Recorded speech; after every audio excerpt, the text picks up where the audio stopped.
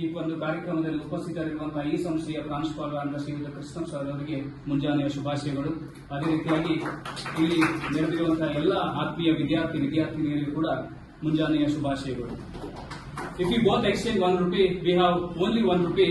If we both exchange one good thought, then we have 2 good thoughts ಅಂತ ಹೇಳಿದವರು ಯಾರು ಅಂತ ಹೇಳಿದ್ರೆ ಸ್ವಾಮಿ ವಿವೇಕಾನಂದ. ಇಬ್ಬರು ವ್ಯಕ್ತಿಗಳು 1 ರೂಪಾಯಿಯನ್ನ ಎಕ್ಸ್ಚೇಂಜ್ ಮಾಡ್ಕೊಂಡ್ರೆ ನಮ್ಮ ಹತ್ರ 1 ರೂಪಾಯಿ ಉಳಿತದೆ. ಅದೇ ಇಬ್ಬರು ವ್ಯಕ್ತಿಗಳು ಒಂದು ಗುಡ್ ಥಾಟ್ಸ್ ಅನ್ನ ಆಲೋಚನೆಗಳನ್ನ ಎಕ್ಸ್ಚೇಂಜ್ ಮಾಡ್ಕೊಂಡ್ರೆ ನಮ್ಮ ಹತ್ರ 2 ಥಾಟ್ಸ್ ಗಳು ಉಳಿತದೆ ಅಂತ ಹೇಳಿದವರು ಯಾರು ಅಂತ ಹೇಳಿದ್ರೆ ಸ್ವಾಮಿ ವಿವೇಕಾನಂದರು. ಹಾಗಾಗಿ ನನ್ನ ಥಾಟ್ಸ್ ಅನ್ನ, ನನ್ನ ಆಲೋಚನೆಯನ್ನ ನಿಮ್ಮ ಮುಂದೆ ಇಡ್ಲಿಕ್ಕೆ ಇಷ್ಟಪಡ್ತಾ ಇದ್ದೀನಿ. ಇನ್ನು SSLC ಎಕ್ಸಾಮ್ಗೆ ಕೇವಲ 33 ಡೇಸ್ 33 ದಿನಗಳು ಮಾತ್ರ ಬಾಕಿ ಉಳಿದಿವೆ. SSLC ಅನ್ನೋದು ನಮ್ಮ ಜೀವನದ ಒಂದು ಪ್ರಮುಖವಾದ ಘಟ್ಟವಾಗಿದೆ, ನಮ್ಮ ಜೀವನದ ಒಂದು ಮೈಲಿಗಲ್ಲಾಗಿದೆ. ಈ SSLC ಸರ್ಟಿಫಿಕೇಟ್ಗೆ ಅದರದ್ದೇ ಆದ ಸ್ಥಾನ, ಮಾನ, ಗೌರವ, ಘನತೆಯನ್ನ ಹೊಂದಿದೆ. ನೀವು ಮುಂದೆ SSLC ಬೇಸ್ ಮೇಲೆ ಹಲವಾರು ಹುದ್ದೆಗಳಿಗೆ, ಪೋಸ್ಟ್ಗಳಿಗೆ ಅರ್ಜಿಯನ್ನು ಹಾಕಬಹುದು. SDA ಇರ್ಬೋದು, ಪೋಸ್ಟ್ ಆಫೀಸ್ ನಲ್ಲಿ ಇರ್ಬೋದು, ಅಥವಾ ಭಾರತ ರಾಜ್ಯ ಸರ್ಕಾರದ ದ್ವಿತೀಯ ದರ್ಜೆ ಹುದ್ದೆಗಳಿಗೆ ನೀವು ಅರ್ಜಿಯನ್ನ ಹಾಕಬಹುದು.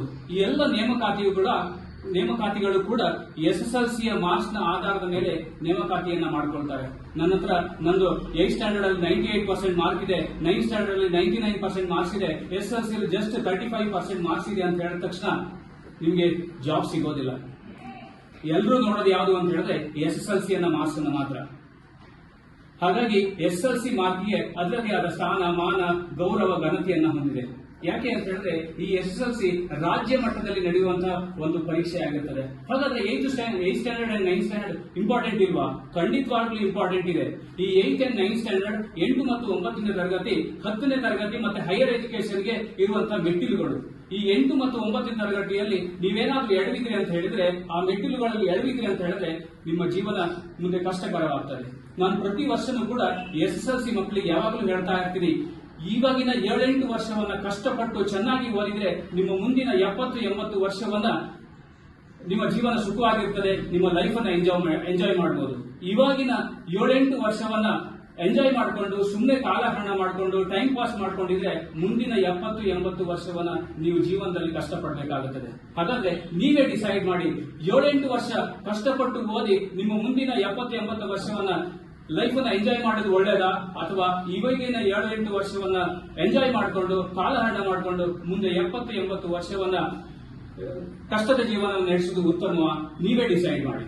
ಹಾಗಾದ್ರೆ ಏನ್ ಮಾಡಬೇಕು? ಚೆನ್ನಾಗಿ ಓದಬೇಕು. ಚೆನ್ನಾಗಿ ಓದೋದು ಅಂತ ಹೇಳಿದ್ರೆ ಏನು? ಕೆಲವು ಪೇರೆಂಟ್ಸ್ ಹೇಳ್ತಾರೆ, ನಮ್ಮ ಮಗ ರಾತ್ರಿ ಇಡೀ ಓದ್ತಾನೆ, ಆದ್ರೆ ಮಾರ್ಕ್ಸ್ ಮಾತ್ರ ತುಂಬಾ ಕಡಿಮೆ ತಗೊಳ್ತಾನೆ ಅಂತ ಹೇಳ್ತಾರೆ. ಇನ್ ಕೆಲವು ವಿದ್ಯಾರ್ಥಿಗಳು ದಿನದಲ್ಲಿ 3-4 ಗಂಟೆಗಳು ಮಾತ್ರ ಓದ್ತಾರೆ, ಆದ್ರೆ ಅವರು 80-90% ಮಾರ್ಕ್ಗಳನ್ನ ತೆಗಿತಾರೆ. ಯಾಕೆ ಹೀಗೆ? ಯಾಕೆ ಅಂತ ಹೇಳಿದ್ರೆ ಓದನ್ನ ಶಿಸ್ತಿಯಿಂದ, ಶ್ರದ್ಧೆಯಿಂದ, ಮನಸ್ಸಿಗೆ ಅರ್ಥ ಆಗುವಂತೆ ಕ್ರಮಬದ್ಧವಾಗಿ ಜೀವನದ ಗುರಿಯನ್ನ ನೆನಪಿಸಿಕೊಂಡು ಓದಿದ್ರೆ ನೀವು ಖಂಡಿತವಾಗಲೂ ಕೂಡ ಉತ್ತಮ ಮಾರ್ಕ್ಸ್ ಅನ್ನ ಪಡ್ಕೊಳ್ತೀರಾ, ಜೊತೆಗೆ ನಾಲೆಜ್ ಅನ್ನ ಕೂಡ ಪಡ್ಕೊಳ್ತೀರಾ.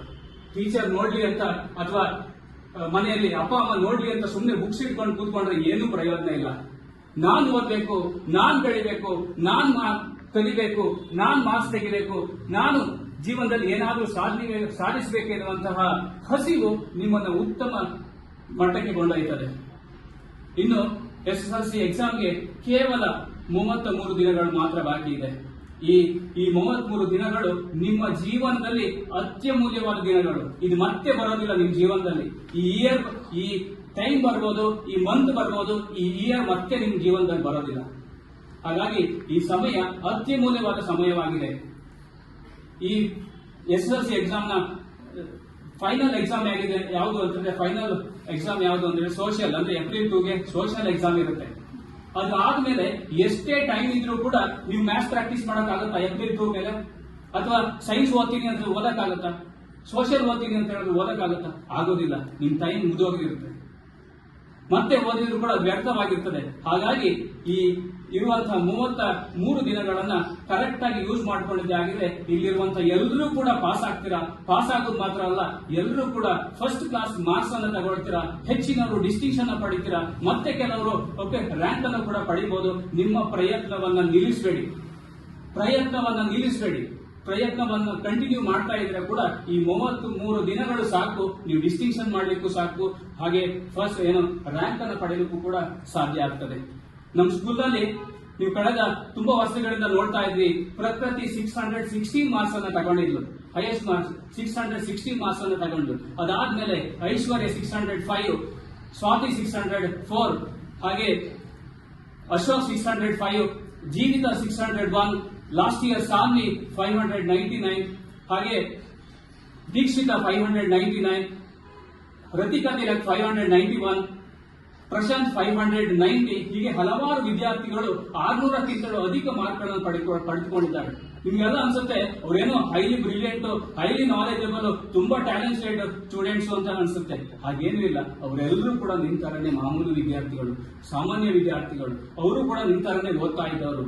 ಅವರ ಕೊನೆಯ ಕ್ಷಣದ ಪ್ರಯತ್ನಗಳು, ಅವರ ಕೊನೆಯ ಕ್ಷಣದ ಪರಿಶ್ರಮಗಳು ಅವ್ರನ್ನ ಆ ಮಟ್ಟಕ್ಕೆ ಕೊಂಡೊಯ್ದಿದೆ. ಹಾಗಾಗಿ ನೀವು ಕೂಡ ಪರಿಶ್ರಮ ಈ 33 ದಿನಗಳನ್ನು ಕರೆಕ್ಟ್ ಆಗಿ ಯೂಸ್ ಮಾಡ್ಕೊಂಡಿದ್ದಾಗಿದ್ರೆ ನೀವು ಕೂಡ ಒಳ್ಳೆಯ ಮಾರ್ಕ್ಸ್ ಅನ್ನ ತಗೊಳ್ತೀರಾ, ನಿಮ್ಮ ಜೀವನದಲ್ಲೂ ಕೂಡ ಸಕ್ಸಸ್ ಅನ್ನ ಕಂಡುಕೊಳ್ತೀರಾ. ಹಾಗೆ ಭಗವದ್ಗೀತೆಯಲ್ಲಿ 1-2 ಸಾಲುಗಳಿದೆ. ಯಾವುದು ಅಂತ ಹೇಳಿದ್ರೆ ಸಂಸ್ಕೃತದ ಸಾಲುಗಳಿವೆ. ಏನು ಅಂತ ಹೇಳಿದ್ರೆ, ಕರ್ಮಣ್ಯವಾಧಿಕಾರಸ್ತು ಮಾ ಫಲೇಷು ಕದಾಚನ ಮಾ ಕರ್ಮ ಫಲ ಹೇತು ಬರ್ ಮಾತೆ ಸಂಕಷ್ಟಿ ಕರ್ಮಣಿ ಅಂತ ಹೇಳಿದ್ರೆ, ಶ್ರೀಕೃಷ್ಣ ಪರಮಾತ್ಮನು ಅರ್ಜುನಿಗೆ ಹೇಳ್ತಾನೆ, ನಿನ್ನ ಕೆಲಸವನ್ನು ನೀನು ನಿಷ್ಠೆಯಿಂದ ಪ್ರಾಮಾಣಿಕತೆಯಿಂದ ಮಾಡೋ, ದೇವರು ನಿನ್ನ ಖಂಡಿತವಾಗ್ಲೂ ಒಳ್ಳೇದು ಮಾಡ್ತಾನೆ ಅಂತ.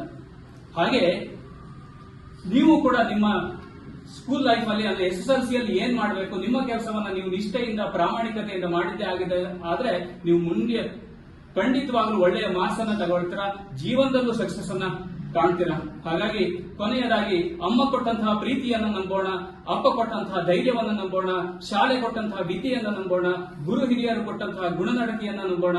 ಒಟ್ಟಿನಲ್ಲಿ ನಾವೆಲ್ಲ ನಮ್ಮನ್ನ ನಾವು ನಂಬೋಣ. ನಿಮ್ಮ ನಂಬಿಕೆ ನಿಮ್ಮನ್ನ ಒಳ್ಳೆಯ ದಾರಿಗೆ ಕೊಂಡೊಯ್ತದೆ. ನೀವು ಒಳ್ಳೆಯ ನಿರ್ಧಾರಗಳನ್ನು ತೆಗೆದುಕೊಂಡು ಚೆನ್ನಾಗಿ ಓದಿ ಈ SSLCಯಲ್ಲಿ ಒಳ್ಳೆಯ ಅಂಕಗಳನ್ನು ಪಡೆಯುವಂತಾಗಲಿ ಅಂತ ಹಾರೈಸ್ತಾ ನಾನು 2 ಮಾತುಗಳನ್ನು ಮುಗಿಸ್ತೇನೆ.